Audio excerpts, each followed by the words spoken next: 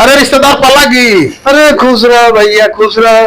ये कुल कैसे का हो तो है? अरे कन्हैया जात अभी मोटरसाइकिल से मरते कर आगे वाला इतना मार लगा पूरा हड्डिया फडिया में टूट गया। पुनवा बहन चोदवा एकदम वैसे बा। अरे बच्ची तेरे पानी में ला रहे रिश्तेदार मैंने पूरा पानी पी। हाँ रिश्तेदार दिक्कत तो है बहुत ज्यादा है। ये का बताऊ भाई कह रही ए बच्ची जो साइकिलिया में रिश्तेदार में मिठाई उठाई ले ले आओ ना।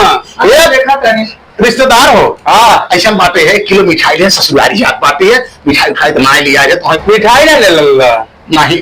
अरे दिमाग खराब मिठाई इतना सब लोग रिश्तेदार आओ। ए रिश्तेदार हाँ चल भाई तुम्हें दे दिए जाए ससुरारी में जाना। जा जा जा जा। हाँ हाँ ये जितना रिश्तेदार बना आवत ना हम ही का खा के जाता नहीं है।